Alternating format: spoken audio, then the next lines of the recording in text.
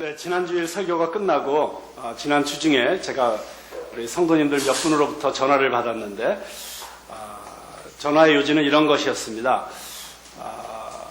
설교 시작할 때 그 성도들에게 질문하는 것을 두 사람으로 국한시켜 달라는 그런 요청이었습니다. 그래서 제가 안 그래도 우리 성도님들에게 질문하는 것을 좀 너무 많이 하지 말아야겠다고 생각을 하고 있었는데 오늘 아예 의자 배치 자체를 제가 내려가서 질문하기 어려운 배치로 막아주셨습니다. 자, 오늘은 부활신앙 시리즈의 마지막 주제로서 부활신앙과 가정경영이라는 주제로 여러분들과 말씀을 나누려고 합니다.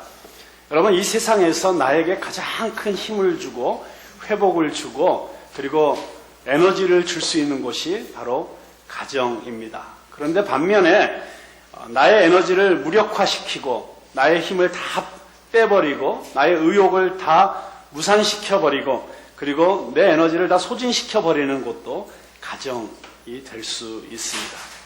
많은 그리스도인들이 가정 경영을 잘못해서 가지고 있는 엄청난 사역적 잠재력 또 그 인생의 그 잠재력을 발휘하지 못하고 그냥 가정 문제로 허덕이다가 그 인생을 할 일 없이 마치는 수많은 안타까운 사연들을 보게 됩니다. 우리 한국 말에도 우리가 잘 아는 가화만사성, 가정이 화목해야 모든 일이 다 이루어진다. 또는 수신제가 치국평천하, 먼저 사람이 나라를 다스리기 전에 자기 자신을 먼저 잘 수양하고 그리고 나서 집안을 잘 다스린 다음에라야 천하를 평정할 수 있다. 뭐 이런 우리가 잘 아는 이야기들이 한결같이 하고 있는 이야기는 무엇이냐면 우리 인생의 가장 근본이 되는 것, 기초가 되는 것은 바로 행복한 가정, 화목한 가정을 이루어내는 것이고 그것이 제대로 되어지지 않으면 밖에서 아무리 엄청난 업적을 이루고 아무리 큰 일을 하고 다닌다고 할지라도 결국 그 인생이 모래 위에 쌓은 집과 같이 되어지기 때문에 조금만 바람이 불어도 쉽게 무너질 수 있고 흔들릴 수 있는 위태로운 지경에 있다는 그런 이야기를 하는 것이라고 생각합니다. 오늘 사랑하는 아들과 같은 제자 디모데에게 사도 바울이 보낸 디모데 전서의 편지에도 그 내용이 여실히 그렇게 드러나고 있습니다. 미쁘다 이 말이여 곧 사람이 감독의 직분을 얻으려 함은 선한 일을 사모하는 것이라 함이로다. 자, 여기 감독은 교회 안에 있는 직분 중에서 가장 높은 직분을 말하고 있습니다. 다시 말하면 요즘 저희들이 쉽게 알아듣기 쉽게 얘기하면 교회의 리더십, 이제는 교회에서 단순히 그냥 왔다 갔다 하는 정도의 성도의 자리에 머물러 있지 말고 교회 생활을 하면서 이제는 서리 집사가 되고 꼭 직분을 계급에 따라서 이야기하는 것은 아니지만 또 안수 집사가 되고 권사가 되고 또 장로가 되고 또 이제 목사가 되고 또는 그리고 감독이라고 하는 것은 그 모든 교회들을 같이 다 돌보는 그런 높은 직책을 이야기하는 것이죠. 자, 그렇게 감독이 되기를 사모하는 것이 선한 것이라고 했습니다. 이것을 다른 말로 말하면 우리가 교회에서 다른 사람들을 이끌고 영향력을 주는 그런 리더십의 자리에 가는 것을 사모하는 것은 선한 일이라고 하는 것이죠. 저는 이 자리에 있는 성도들 여러분 모두가 그냥 나 하나 예수 믿고 그냥 나 하나 예배 잘 드리고 그냥 나 혼자 뭐 헌금 열심히 하고 그리고 주일 성수하는 정도로 만족하는 그런 성도들이 아니라 정말 교회에 다른 사람들에게 선한 영향력을 끼치는 리더들이 다 될 수 있게 되기를 주님의 이름으로 축원합니다. 그리고 여러분 리더십이 되기를 사모하십시오. 정원지기가 되기를 사모하시고 그리고 교회에서 사명을 맡길 때 그 사명을 잘 감당하는 자들이 될 수 있기를 사모할 수 있게 되기를 바랍니다. 그것이 선한 얘기라고 분명히 이야기하고 있습니다. 자, 그런데 그런 교회의 리더십이 되기 위해서는 어떤 사람이 되어야 되는가에 대해서 조목조목 이야기를 하고 있습니다. 그 많은 이야기들을 오늘 제가 다 다루지는 않고 그러나 그 이야기에서 가장 중요하게 사도 바울이 강조하고 있는 것이 무엇인가? 그것은 바로 가정입니다. 여기 한 아내의 남편이 되며 아주 단순하게 한 아내의 남편이 된다는 것에 대해서 얘기했지만 이 짧은 한 표현이 얼마나 많은 것을 내포하고 있는지 모릅니다. 그리고 여러분 이해하셔야 될 것은 교회의 리더십은 그러니까 남자만 되는 것이구나. 그러니까 한 아내의 남편이 되고 시선이 그 남자에게 가 있지 않습니까? 그런데 여러분 그 당시에 사도 바울이 이 편지를 쓸 당시에 그 사회적 분위기와 문화를 여러분들이 이해하셔야 됩니다. 이제는 교회 안에 여성들이 얼마든지 리더가 될 수 있는 그런 시대가 되었습니다. 그러니까 한 아내의 남편이 되고를 꼭 남자에게만 하는 얘기라고 볼 것이 아니라 자기 배우자에게 신실한 남편이 되고 아내가 되라는 뜻으로 이해하시면 되겠습니다. 그러면서 4절에 보면 자기 집을 잘 다스려 자녀들로 모든 공손함으로 복종하게 하는 자라야 할지며, 자, 그래서 여기 남편의 역할을 강조했고 그리고 아버지의 역할을 강조했습니다. 그러면서 5절에 결정적으로 이런 말을 합니다. 사람이 자기 집을 다스릴 줄 알지 못하면 어찌 하나님의 교회를 돌보리요. 교회에서 다른 사람들에게 영향력을 끼치는, 물론 가장 먼저 이 설교를 들어야 될 사람이 저는 담임 목사인 저라고 생각을 합니다. 그러나 여러분 모두가 우리 교회에 일정한 부분 리더십을 행사하고 있는 분들, 또 앞으로 그 리더가 되실 분들이라면 이 말씀을 정말 귀담아 들어야 된다고 생각합니다. 정말 가정을 잘 다스리는 것, 가정을 잘 경영하는 것. 자, 그런데 그 5절 말씀을 영어 성경으로 보니까 이렇게 되어 있어요. If anyone does not know how to manage his own family. 자, 여기 보면 manage라고 했어요. 관리한다, 경영한다. 그러니까 자기 가정을 잘 매니지하지 못하면 어떻게 How can he take care of God's church? 하나님의 교회를 돌볼 수 있겠느냐. 그러니까 이 가정이 먼저 돼야 된다. 이 가정의 우선순위를 이야기하고 있습니다. 좋은 목사가 되기 전에 먼저 좋은 남편이 돼야 되고 좋은 아버지가 되어야 된다. 또는 좋은 어머니가 되어서 그 가정이 정말 천국과 같은 교회, 하나님의 사랑과 은혜를 경험할 수 있는 교회, 가정, 그리고 그 가정을 통해서 내가 에너지를 얻고 정말 교회를 위해서 섬길 때나 직장에서 일할 때나 최고의 에너지 레벨로 그 물통이 꽉 찬 상태로 살아갈 수 있는 그런 가정이 될 수 있도록 우리가 먼저 가정을 잘 관리하고 다스리는 것이 모든 그리스도인의 사명이다 하는 것을 강조하고 있습니다.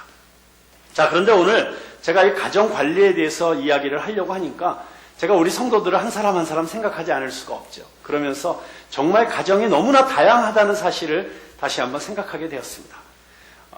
일반적으로 우리가 그 ordinary family, 그냥 일상적인 가정을 생각하면 남편이 있고 아내가 있고 그리고 하나가 됐던 둘이 됐던 셋이 됐던 자녀들이 있고 또 좀 다복한 가정 같으면 5도 있고 이제는 거의 불가능하지만 7가지 있는, 저는 9 중에 8째입니다만 이런 가정, 또 아버님, 할아버지, 할머니가 생존해 계셔서 3대가 함께 가정을 이루고 사는 이런 가정을 이제 우리가 보통 가정이라고 한다면 오늘날 이 시대에 보면 너무나도 특별한 가정들이 많이 있는 것 같아요. 예를 들어서 브로큰 패밀리도 있죠. 어떤 모양에서든지 이혼을 했다든지 또는 사별을 했다든지, 그래서 부모님 중에서 한쪽밖에 없는 그런 가정도 있을 수가 있겠고요. 또는 요즘 얼마나 기러기 가정들이 많습니까? 직업적인 이유로, 교육적인 이유로 또 가정이 흩어져서 살게 되는 이런 가정들도 또 많이 있습니다. 그런가 하면 이 자리에는 아직 결혼하지 않은 또 싱글들도 많이 있습니다. 이들은 누군가를 만나서 결혼해서 가정을 이루기 전에 기다리고 있는 가정이라고 할 수 있겠죠. 그런가 하면 요즘 결혼을 포기하고 사는 젊은이들이 너무 많다 보니 사회학자들의 통계에 의하면 2020년이 되면 우리나라 전체 가구 중에 한 사람이 사는 싱글 가구가 40%에 이를 것이다. 그래서 요즘은 그 혼자 사는 세대를 위한 비즈니스들이 굉장히 많이 발전하고 있는 이런 상황입니다. 자, 그래서 이런 정상적인 또는 일반적인 가정을 이루지 못하고 사는 다양한 형태의 특별한 스페셜 패밀리들이 있다라는 사실을 다시 한번 깨닫게 되었습니다. 그런데 거기서만 멈추는 것이 아니고 우리에게는 또 다른 가정이 있는데 우리가 오늘 이 두 분을 우리 교회의 가족으로 영접했습니다마는 우리 그리스도인들이 만들어내는 새로운 가족, 교회 공동체가 있죠. 그래서 이런 일상적인 가정, 또 깨어짐을 경험한 가정, 또는 아직 가정을 이루지 못한 가정, 그리고 교회 안에서 우리가 새롭게 경험하는 교회라고 하는 가정, 이 모든 가정들을 다 염두에 두고 그들에게 공통적으로 적용할 수 있는 가정 경영의 원리를 오늘 몇 가지로 정리해서 여러분들에게 말씀을 드려야겠다고 생각을 하게 되었습니다. 자, 제가 오늘 여러분들에게 어떻게 하면 우리가 정말 행복한 가정을 이룰 수 있을까? 그것이 그냥 일상적인 가정이든지 또는 교회라고 하는 이 가족이든지 우리가 어떻게 하면 이 가정 안에서 행복한 가정, 그리고 천국을 경험하는 가정, 그리고 내 신앙이 더욱 성장하고 성숙할 수 있는 이런 가정, 그리고 교회, 아무리 세상에서 사회에서 상처를 받고 어려웠고 힘들었어도 집에만 돌아오면 회복되고 다시 힘을 얻고 새 용기를 얻을 수 있는 이런 가정을 어떻게 하면 만들어갈 수 있을까 하는 것에 대해서 지난 한 주간 동안 제가 고민하다가 순간적으로 하나님께서 주시는 놀라운 인사이트가 있었어요. 아이디어가 있었어요. 그것은 무엇이냐면 영어로 여러분 가정을 영어로 뭐라고 하죠? 네, family라고 하죠. 이 family라는 단어 안에 이 놀라운 이 가정을 잘 경영하고 관리할 수 있는 키워드들, 아주 핵심적인 단어들이 들어있다는 사실을 발견하게 되었습니다. 자, 그래서 이제 family라고 하는 이 6글자 안에 들어있는 이 가정 경영의 성경적 원칙들을 한번 생각해 보도록 하겠습니다. 자, family의 첫 글자는 무엇이죠? F입니다. 자, F로 시작되는 단어 가운데 정말 우리 가정을 위해서 꼭 필요한 단어는 어떤 단어이겠습니까? Father. 네, 좋은 게스였습니다. 네, 맞습니다. 또요, F. Faith, 믿음, 그렇습니다. 믿음도 우리에게 꼭 필요한 것이죠. 또요, 또 F로 시작되는 단어 가운데 우리 가족을 잘 경영하기 위해서 또는 우리 행복한 가정이 되기 위해서 우리에게 꼭 필요한 단어가 있다면 네? F로 시작되는 단어 뭐요? Fun. 와우. 네, 우리 성도님 대단하세요. 네, 저는 물론 face도 중요하고 또 father도 중요하지만 먼저 fun이라는 단어를 우리가 한번 붙잡기를 원합니다. 자, fun, 즐거움, 기쁨. 여러분, 우리 가정은 무엇보다도 기쁨이 있는 가정이 돼야 되고 재미있는 곳이 돼야 됩니다. 여러분, 요즘 보면 잘 나가는 회사들을 보면 fun 경영이라는 말을 많이 하잖아요. 회사에서도 직원들을 사기를 올려주고 직원들이 신바람이 나게 하려면 재미가 있어야 된다는 것을 이제는 세상의 경영자들도 깨닫게 되었고, 그래서 어떻게 하면 이 회사가 즐거운 회사가 될까? 어떻게 하면 재미를 느끼면서 일할 수 있을까? 회사가 단지 돈 버는 장소가 아니라 어떻게 하면 저들이 재미를 느끼고 보람을 느끼면서 일할 수 있게 해줄까를 고민하는 시대가 되었지 않습니까? 근데 여러분, 우리 가정이 정말 행복한 가정이 되려면 이 가정 안에 fun이 있어야 됩니다. 재미가 있어야 됩니다. 근데 보면 너무 재밌는 현상을 발견해요. 재밌는 현상이 아니라 사실은 슬픈 현상이죠. 밖에서는 그렇게 사람들하고 즐겁게 지내고 밤늦게까지 친구들하고 어울려서 수다를 떨고 신나게 놀다가 재밌게 살다가 집에만 오면은 갑자기 우울 모드로 들어가는 사람들이 있어요. 집에만 오면은 침묵 모드로 들어가는 사람들이 있습니다.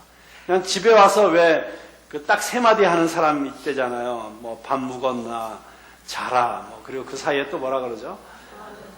아는, 이러고 끝나는, 이런, 사람들이 있다는 얘기가 심심찮게 들리고 있지 않습니까? 나 밖에서 너무 힘들었으니까 집에서는 날 좀 내버려둬. 나 좀 홀로 있고 싶어. 물론 얼마든지 그 심정 이해는 갑니다. 그러나 여러분, 우리가 정말 우리의 자녀들에게 또는 우리의 배우자에게 기쁨을 주는, 행복을 주는 가정이 되려면 우리는 이 가정 안에 펀이 있도록, 기쁨이 있도록, 재미가 있도록 만드는 노력을 해야 된다고 생각합니다. 저는 이번에 이 부활 신앙과 우리 삶의 여러 가지 주제들을 다루면서 제가 발견하는 것이 있습니다. 그것은 무엇이냐면 우리에게 가장 중요한 것은 첫째는 우리의 가치관의 문제라는 것이고요. 우리가 정말 무엇을 가장 가치 있게 생각하는가. 우리의 가치관이 정말 하나님이 우리를 다스리시는 그 삶의 가치관으로 정렬되어 있는가 하는 것이 가장 중요한 것이고, 그 다음에는 그래서 우선순위의 문제라고 하는 것입니다. 우리가 무엇에 우리의 삶의 우선순위를 두고 있는가. 그리고 세 번째로 제가 발견한 것은 뿌린 대로 거둔다는 것입니다. 우리가 먼저 주도적으로 노력하고 투자하지 않으면 결코 우리가 원하는 결과를 얻어낼 수가 없습니다. 여러분, 가정도 마찬가지입니다. 우리가 정말 행복한 가정을 원한다면 우리는 가정에 우선순위를 두고, 그리고 이 가정을 위해서 먼저 시간과 물질과 에너지를 투자할 수 있어야 됩니다. 그래서 여러분, 아무리 밖에서 힘들었더라도, 아무리 지쳤더라도, 그러나 우리 가정이 그렇게 소중하다면 그 가정을 위해서, 우리 가정 안에 어떻게 하면 웃음꽃이 필 수 있을까? 어떻게 하면 우리 가정, 우리 자녀들이 집에 오는 것이 즐거울 수 있을까? 여러분, 아이들이 밖에서 친구들하고 놀다가 집에 갈 때 와 기뻐서 빨리 집에 가고 싶어서 달려오는 집이 되기를 원하십니까? 아니면 도살장에 끌려가는 어린 양들처럼 그렇게 할 수 없이 집으로 돌아오는 그런 가정이 되도록 방치하기를 원하십니까? 그렇다면 우리가 창의적으로, 창조적으로 우리 가정이 웃음꽃이 피는 가정. 여러분, 꽃 중에 가장 아름다운 꽃이 웃음꽃이라고 하잖아요. 웃음꽃이 피는 가정을 만들기 위해서 우리가 주도적인 노력을 해야 될 필요가 있다고 생각합니다. 물론 그것은 여러 가지가 있을 수 있겠죠. 예를 들어 집에서 가족이 어울려서 함께하는 게임을, 우리 가족만의 아주 즐거운 게임을 만든다든지, 물론 여기에 순간적으로 고스톱이 생각나시는 분도 있을 수 있겠습니다만, 그러나 옛날에는 정말 우리 가족의 오락이 그냥 고스톱, 바둑, 장기 이런 것이었던 때가 있는 것 같아요. 그런데 가족들이 함께 할 수 있는 게임, 또는 가족들이 시간을 정해놓고 자전거를 같이 탄다든지 등산을 한다든지, 또 정기적으로 주말이 되면 어딘 캠핑을 간다든지, 이런 노력들을 하는 것이 필요하다고 생각합니다. 제가 여러분들에게 시간 관리에 대해서 말씀드리면서 이런 말씀을 드렸습니다. 정말 우리가 가정이 가장 중요하다고 생각한다면 다른 시간표가 우리의 시간표를 채우기 전에 먼저 가족을 위한 시간을 우리 캘린더에 써넣어라. 그렇다면 여러분, 우리 가정이 즐거운 가정이 되기 위해서, 재미가 있는 가정이 되기 위해서, 웃음꽃이 피어나는 가정이 되기 위해서 먼저 시간을 시간표에 적어 넣을 수 있게 되기를 바랍니다. 자, 물론 이런 여러 가지 다양한 레저 활동이라든가 스포츠라든가 게임이라든가 이런 것들을 하는 것도 중요하지만, 저는 가장 우리의 가족을 하나로 묶어줄 수 있는, 그리고 가정 안에 진정한 기쁨을 줄 수 있는 정말 놀라운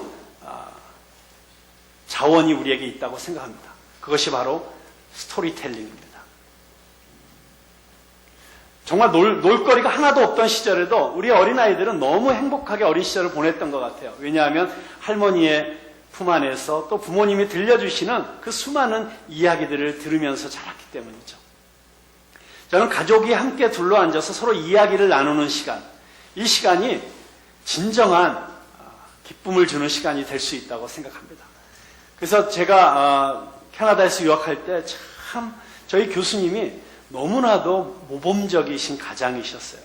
근데 그분께서 감사하게도 저를 자주 집으로 불러서 저녁 식사 대접도 해주셨고, 가끔은 가족들이 2박 3일, 1박 2일로 그 커테지라고 그 주말 별장에 가족들이 놀러 갈 때 저를 초청해 주셔가지고 여러 차례 그 별장에 함께 놀러 가서 가족들이 사는 모습을 지켜볼 기회가 있었습니다. 그런데 그 교수님께서 늘 하시는 게 있어요. 뭐냐면 식사를 마친 다음에 둘러 앉아가지고 꼭 재미있는 이야기를 한 가지씩 돌아가면서 하게 만드는 거예요.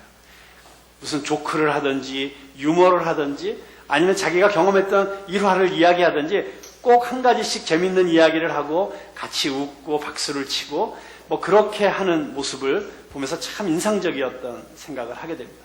자, 가족들이 둘러앉아서 서로 재미있는 이야기를 하고 또 자기가 지내왔던 이야기를 하고 그리고 또 노력해서 그래서 이 가족들을 즐겁게 하기 위해서 한번 웃게 하기 위해서 유머집을 뒤지면서 공부도 하고 또 인터넷을 뒤지기도 하면서 좀 노력하면 어떨까요? 여러분 한번 그런 가족들이 서로 둘러앉아서 화목하게 이야기를 나누면서 웃음꽃이 피는 이런 가정의 모습을 한번 상상해 보실 수 있기를 바랍니다. 즐겁게 서로 나누면서 그런데 제가 이 생각을 하다가 문득 떠오른 생각이 있어요. 그것은 무엇이냐면 여러분 잘 아시는 대로 전 세계에서 아마 가정교육을 제일 잘하는 민족 그리고 그 가정교육을 통해서 정말 세계적인 인물들을 가장 많이 키워낸 민족을 이야기하라면 당연히 우리는 유대인들을 생각하지 않을 수가 없게 됩니다. 정말 그 인구에 비례했을 때 가장 많은 노벨상 수상자들을 배출해냈고 지금도 작은 나라지만 그 아랍 국가들에 둘러싸여 있지만 정말 창의적인 창조국가로서의 그 모델이 되고 있는 그 유대인들은 도대체 어떻게 가정교육을 할까? 그런데 그 가정교육의 핵심에 후추바라는 게 있더라고요. 후추바. 후추바라는 그 히브리어 단어는 어떤 뜻이 있냐면 버릇없는, 주제넘은, 건방진 이런 뜻을 갖고 있는 히브리어 단어예요. 그런데 이 후추바가 무엇이냐면 이스라엘의 가정교육의 전통은 밥상교육입니다. 밥을 같이 먹는 거 너무 중요하죠. 우리가 가장 인생의 즐거운 시간이 가족이 둘러앉아서 함께 밥 먹는 시간인 줄로 믿습니다. 그런데 참 가족이 함께 앉아서 둘러앉아서 밥 먹을 기회가 얼마나 없습니까? 저는 저희가 회복해야 될 것이 가족들이 함께 둘러앉아서 밥 먹는 시간을 좀 가능하면 많이 회복했으면 좋겠습니다. 그런데 그 밥상머리에 앉아서 모든 자녀 교육이 이루어지고 가정 교육이 이루어지는데 그 교육의 스피릿, 그 핵심 정신이 무엇이냐면 후추바라는 거예요.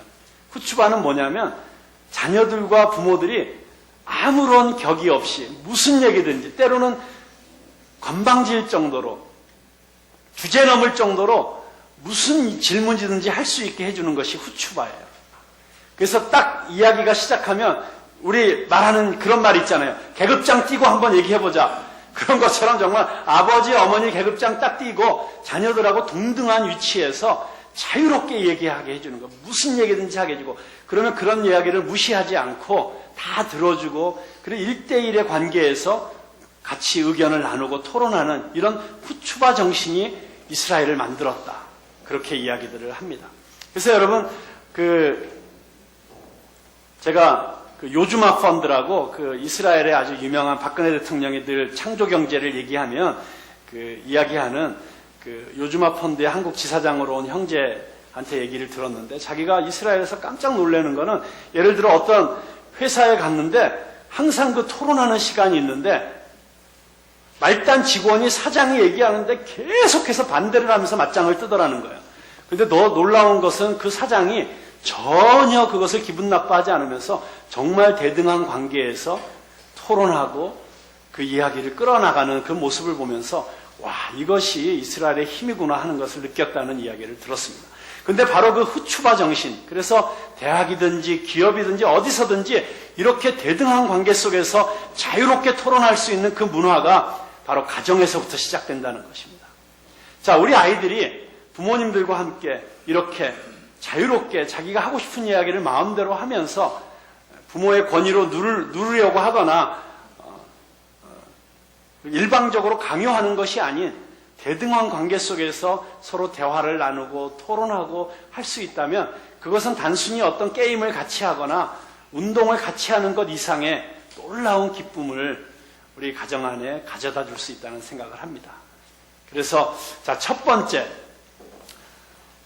우리가 정말 행복한 가정, 그리스도인으로서 이 하나님이 다스리시는 아름다운 가정을 만들어 가는 데 있어서 우리가 염두에 둬야 될 것은 어떻게 하면 우리 가정이 진정한 기쁨이 있는 가정, 웃음꽃이 피는 가정, 재미가 있는 가정, 그래서 집에 빨리 오고 싶은 가정, 이것을 만들 것인가 하는 것을 우리가 좀 고민하면서 창의적으로 우리 가정을 재미있는 가정으로 이끌어 가시는 여러분들 될 수 있기를 바랍니다.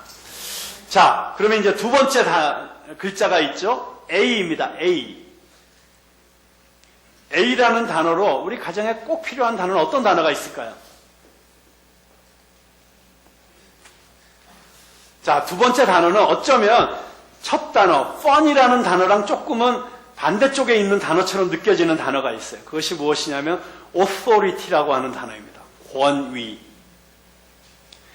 물론 가정이 즐겁고 행복하기 위해서 정말 격이 없이 자유롭게 남편과 아내가 그리고 또 부모와 자녀들이 어울리는 그리고 친구처럼 지내는 그런 가정의 분위기가 너무나 중요하지만 그러나 그 안에 보이지 않는 권위는 반드시 있어야 된다는 것입니다.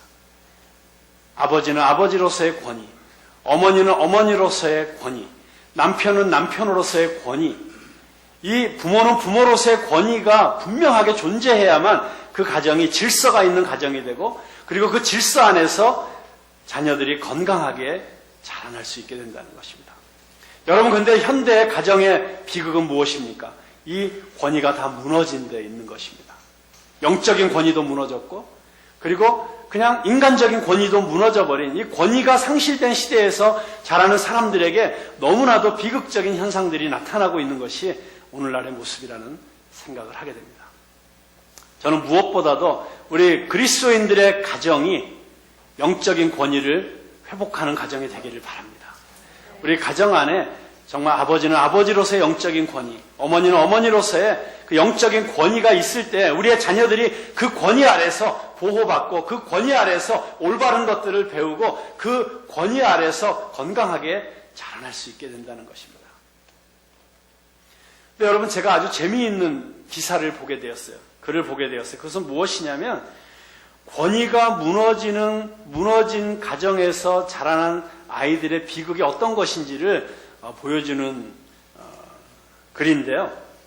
특별히 가정의 권위를 생각할 때 아버지의 권위를 먼저 생각하지 않을 수가 없죠. 자, 권위가 무너졌을 때 어떤 현상이 나타나는가?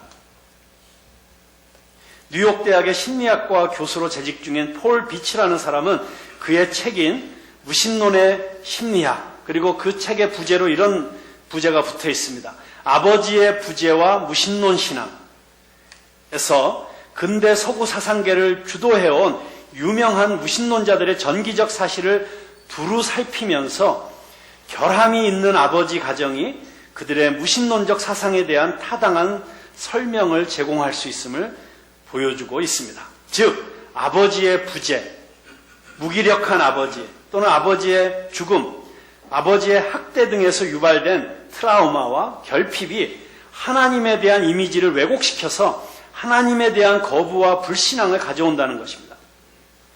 자녀가 일단 육신의 아버지에 대해 실망하거나 존경심을 잃게 되면 하늘의 아버지에 대한 믿음도 불가능해진다는 것입니다.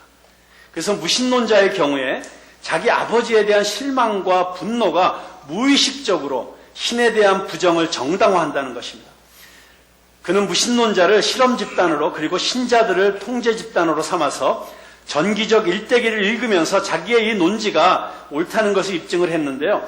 아버지가 자녀의 생애 중에서 일찍 죽은 경우일수록 더 심각한 결함이 있는 아버지가 된다고 합니다.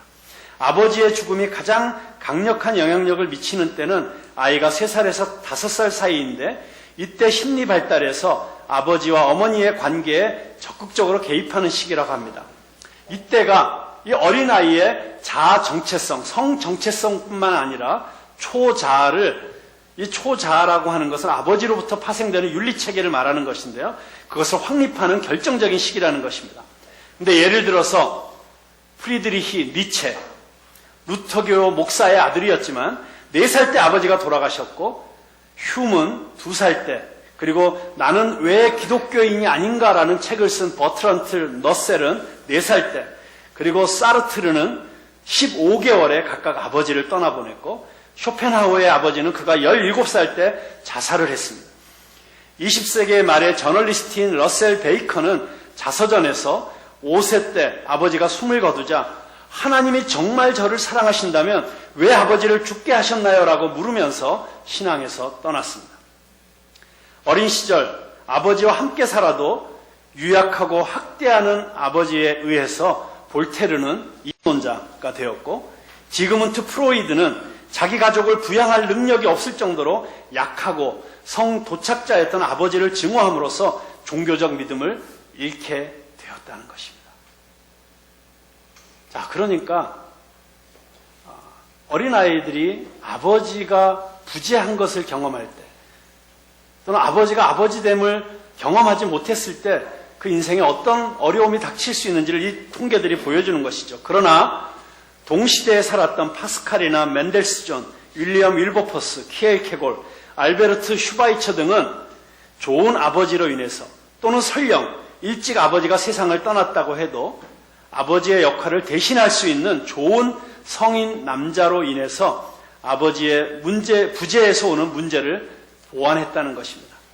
파스칼은 3살 때 아버지가 세상을 떠났지만 어머니가 3살 때 세상을 떠났지만 신앙이 좋았던 이 판사였던 아버지는 어린 파스칼과 누이들을 전심전력으로 신앙교육을 해서 다 믿음이 훌륭한 자녀들로 성장을 시켰습니다.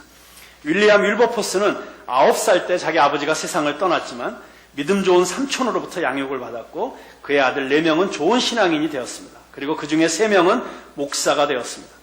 알베르트 슈바이처는 교양 있는 독일 개신교 목사의 아들로 자라나서 그가 말하기를 나는 너무나도 행복한 가정에서 살았기에 그것이 부담스럽기까지 했다.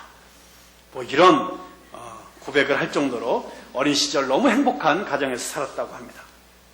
자, 아버지의 역할을 보완해주는 할아버지, 삼촌, 목사, 신부, 학교 교장 또는 선생님이 이 아이들이 잘못하면 신앙으로부터 떠날 수 있는 이 강력한 무신론의 영향을 받을 수 있는, 무신론으로 빠질 수 있는 상황에서 해독제 역할을 해줬다고 하는 것입니다.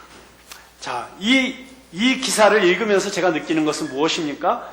그것은 바로 아버지가 설령 존재하더라도 그 아버지가 아버지로서의 올바른 권위를 가지고 그 가정을 영적으로 잘 다스리지 못하고 지켜나가지 못하면 그런 분위기 속에서 자라는 아이들은 하나님에 대해서 올바른 이미지를 가질 수가 없고 좋은 신앙인으로 자라기가 쉽지 않다는 것입니다.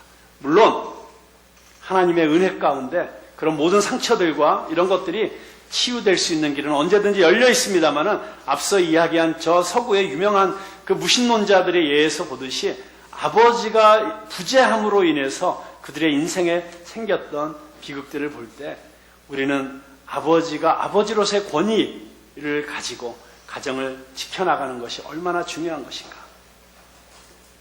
하는 것을 우리가 심각하게 생각하지 않을 수가 없습니다. 여러분, 근데 권위라고 하는 것, 자, 아버지는 친구 같지만 정말 아무런 스스럼 없이 어울릴 수 있는 그런 상대가 되어줘야 되지만, 그러나 거기에 항상 그 근저에는 이런 권위가 있어야만 하는데, 그렇다면 그 권위는 어디로부터 오는 것인가? 어떻게 하면 우리는 아버지로서 또는 어머니로서 또는 형으로서 누나로서 그런 권위를 가질 수가 있을까? 또는 교회에서는 어떻게 이 교회라는 이 공동체 한 가족 안에서 그런 권위의 체계가 세워질 수 있을까? 먼저는 권위는 존중되어야 마땅하기 때문에 마땅히 그 권위자에게 우리가 마땅한 존경과 그리고 순종의 자세를 갖는 것이 중요하다고 생각합니다.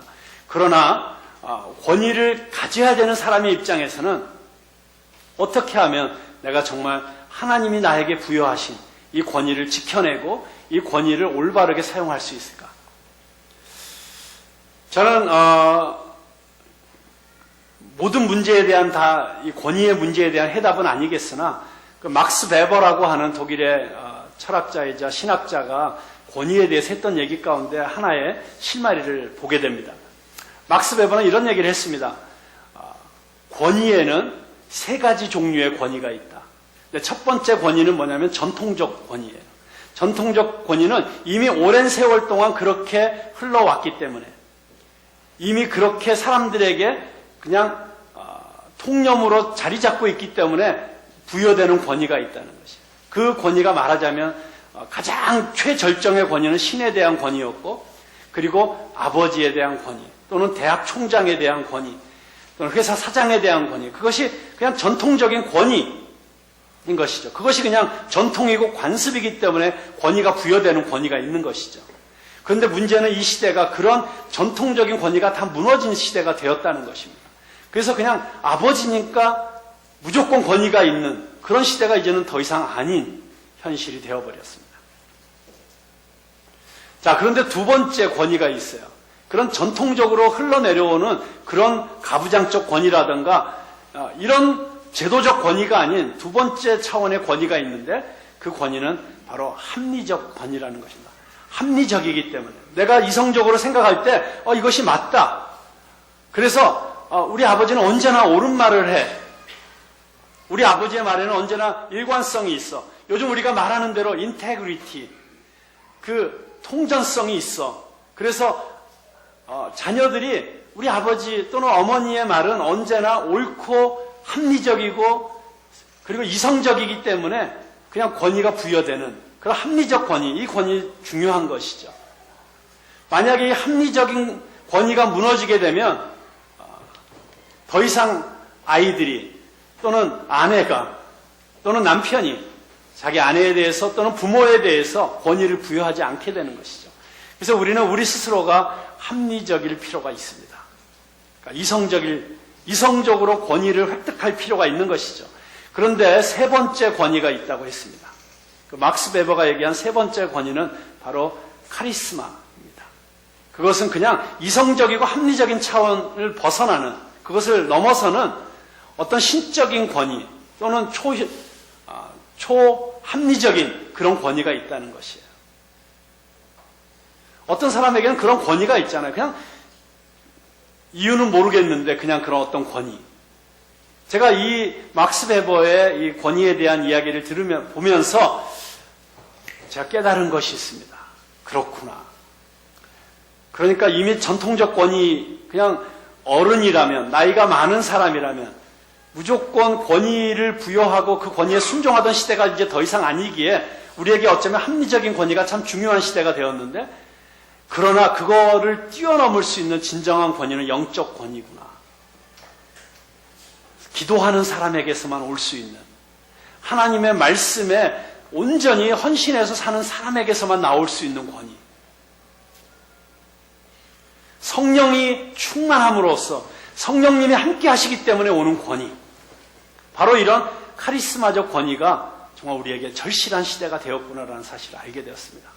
어떻게 우리가 우리의 자녀들을 감동시키고 어떻게 우리가 우리의 자녀들에게 진정 올바른 영향력을 끼치며 살 수 있겠어요? 결국은 우리 자녀들이 우리들을 바라볼 때 참 우리 아버지는 합리적인 분이셔. 맞는 말만 하셔. 이거보다 더 중요한 것은 우리 아버지는 하나님의 음성을 들으시는 분이야. 우리 아버지는 정말 기도하시는 분이야. 우리 아버지가 말씀하시는 거는 기도하시고 말씀하시는 거야. 그러므로서 따르지 않을 수 없는, 존경하지 않을 수 없는 이런 영적인 권위, 이것이 카리스마의 권위인 것이죠.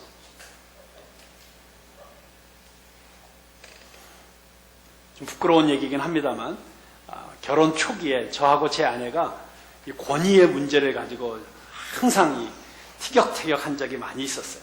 그때 제가 항상 가장 먼저 내세웠던 성경 기절은 아내들아, 남편에게 복종하기를 주께 하듯 하라. 여보, 내가 남편이니까 복종해야지 라고 하면 제 아내가 항상 저한테 하는 말이 있었어요. 여보, 당신이 정말 기도하고 결정하는 거면 내가 복종할게요. 그게 무슨 뜻인지는 잘 모르겠으나 정말 우리가 기도하는 남편이 되고 기도하는 아버지가 되고 기도하는 어머니가 되고 정말 하나님의 말씀에 전적으로 따르는 그 말씀을 지켜 살기 위해서 몸부림치는 그런 모습을 가질 때 그때 우리에게 이런 카리스마적 권위가 부여되게 될 줄로 저는 분명히 믿습니다. 그래서 이 권위가 있어야 돼요. 권위가 정확하게 자리를 잡고 있을 때 우리의 자녀들이 올바른 신앙인으로서 자라날 수 있고 그리고 건전한 사회인으로서 자라날 수 있게 되는 것입니다. 자, A가 권위였습니다. 그러면 세 번째는 어떤 글자죠? M입니다. M. 자, M으로 시작되는 단어 중에 어떤 단어가 있을까요? money. 네, mother. 예, 어머니. 또 어떤 단어가 있을까요? 우리 가정에 중요한 M으로 시작되는 단어.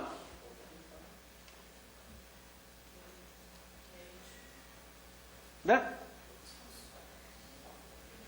maturity. 성숙. 와우.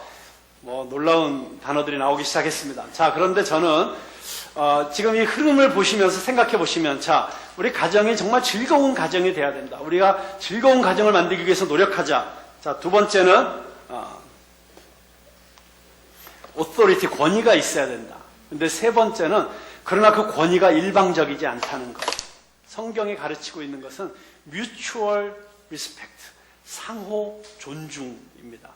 이 mutuality, 상호성이 여러분 성경 말씀을 공부하다 보면 정말 언제나 이것은 일방적이지 않다는 것을 알게 됩니다.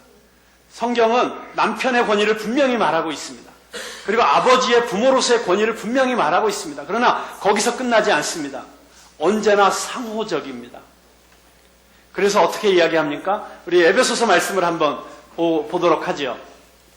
자, 에베소서 5장 21절에 보면 그리스도를 경외함으로 피차 복종하라 그랬어요. 자, 이것은 남편과 아내에게 주는 말인데요. 자, 남편의 권위에 무조건 복종해가 아니었습니다. 피차 복종하라. 서로 존중하라는 것입니다. 서로 존경하라고 하는 것입니다. 자, 그 다음에 남편에게 주는 말씀이 이것이죠. 아내들이여 자기 남편에게 복종하기를 죽게 하듯 하라 하고, 그 다음에 바로 남편들아 아내 사랑하기를 그리스도께서 교회를 사랑하시고 그 교회를 위하여 자신을 주신같이 하라. 서로 복종하는 거예요. 여기에 대해서 참 하고 싶은 얘기가 많습니다만은 시간 관계상 넘어가도록 하겠고요. 다음에 에베소서 6장으로 넘어가면 거기에는 부모와 자녀의 관계에 대해서 말하고 있습니다. 에베소서 6장 1절 우리 한번 같이 읽어볼까요? 시작. 자녀들아 주 안에서 너희 부모에게 순종하라. 이것이 옳으니라. 내 아버지와 어머니를 공경하라. 이것은 약속이 있는 첫 계명이니 이로써 내가 잘되고 땅에서 장수하리라. 여기까지 읽겠습니다. 자, 여기 보면 분명히 부모의 권위를 존중하고 부모에게 순종하고 부모에게 효도할 것을 강조하고 있습니다. 그러나 일방적으로 부모의 권위만을 강조하지 않습니다. 그 다음에 나오는 말씀이 무엇입니까? 시작. 또 아비들아 너희 자녀를 노엽게 하지 말고 오직 주의 교훈과 훈계로 양육하라. 자, 이 부모와 자녀의 관계도 서로 존중하는 관계가 돼야 된다는 것입니다. 자식들은 부모에게 존중하고 존경하고 순종하고, 부모들은 자녀들을 노엽게 하지 말기 위해서 노력하고 부모들을 정말 주의 훈계로 양육해야 되는 이런 책임이 있다는 것입니다. 그리고 6장 5절부터 계속되는 말씀을 보면 상전과 종에 대한 얘기가 나와요.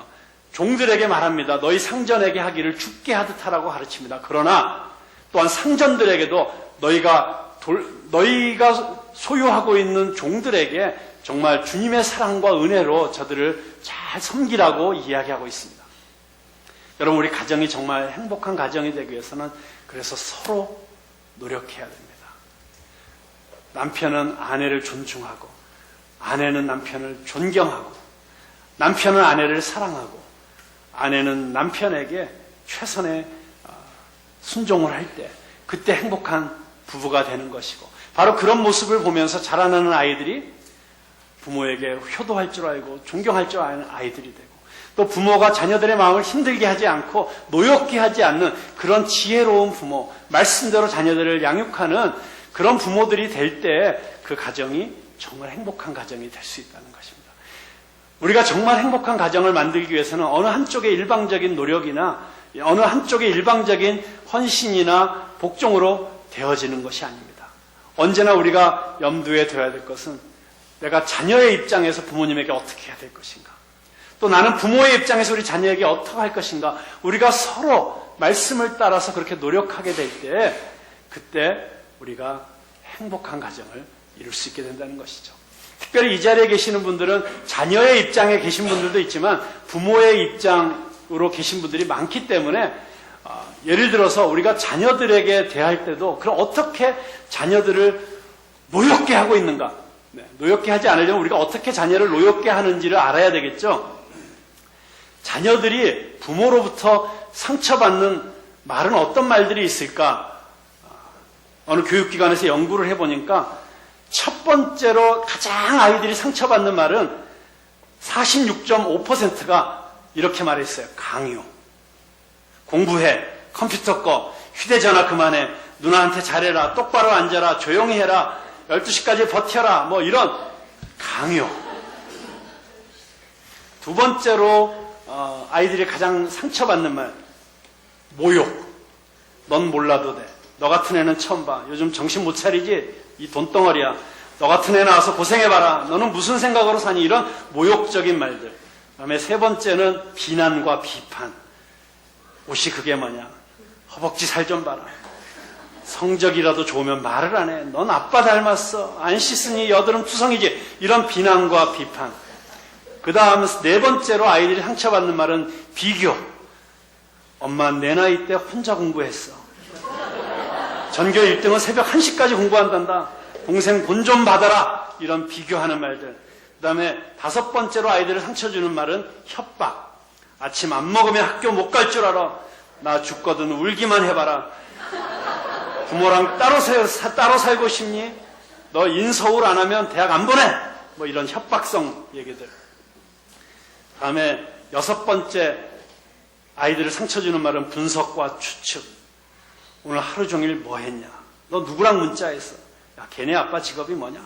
너 지금 어디야? 내가 의심스럽다. 이런 분석과 추측. 그리고 책임 부정. 일곱 번째는 내 인생 내 거니 네가 알아서 해. 너 딴에 포기다. 내가 커서 뭐라든 상관 안 해. 이런 포기성 발언들. 그리고 마지막 여덟 번째는 꼬리표 붙이기. 넌 의사가 될 사람이야. 넌 철도 씹어먹을 나이야. 난 이 집 하인이지. 뭐 이런 꼬리표 붙이기 이런 말들 때문에 상처를 받는다고 하는 것입니다. 자, 정말 가정 이야기를 하다 보면 할 얘기가 무궁무진한데요. 정말 저희들이 정말 행복한 가정을 이루기 위해서는 서로 존중하고 서로 노력해야 된다는 사실을 염두에 두면서 이번 한 주간 동안 여러분들이 나는 그러면 어떻게 해야 될 것인가 한번 고민할 수 있길 바랍니다. 자, 패밀리 6글자 중에 오늘 3글자까지만 말씀드리고 오늘 말씀을 마치려고 합니다. 다음 주에 나머지 3글자 우리 계속 더 탐구해 보도록 하겠습니다. 자, 이 시간 말씀을 마치면서 제가 오늘 어린이 주일이고 가정의 달을 시작하는 첫 번째 달입니다. 제가 여러분들에게 특별한 선물을 드리려고 하는데요. 제가 결혼식을 주례할 때마다 제가 하는 주례사가 있는데 그 주례사와 함께 제가 함께 할 때 가장 행복한 결혼식 축가가 있습니다. 그것은 바로 제 아내 송정미 사모가 부르는 축가입니다. 저는 대한민국에서 최고의 축가가 송정미 사모가 부르는 축가라는 생각을 하고 있는데요. 그 축가의 가사가 너무 좋습니다.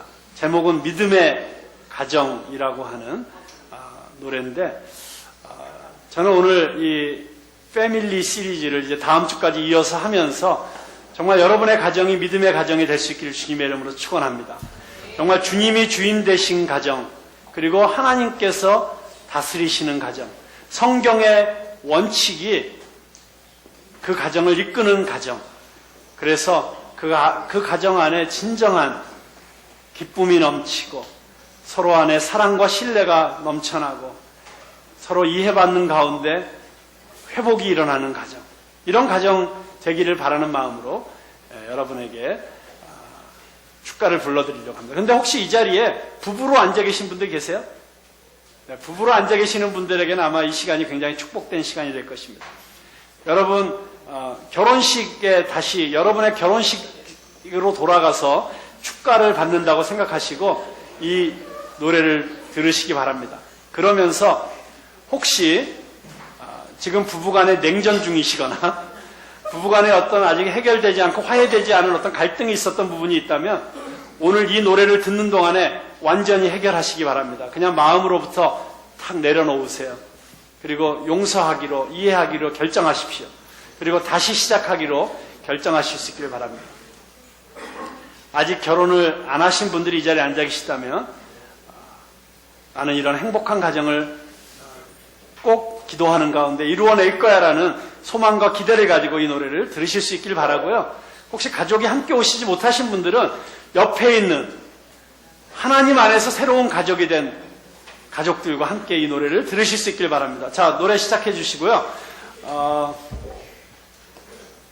자, 부부들은 손을 잡으십시오. 자기 옆에 있는 남편과 아내 손을 꼭 잡으시고, 자, 부부가 아니신 분들도 손을 잡으십시오. 옆에 있는 분들과. 그래서 하나님 안에서 우리가 어떤 믿음의 가정을 이루어갈지 기도하면서 이 노래를 잘 들으실 수 있길 바랍니다.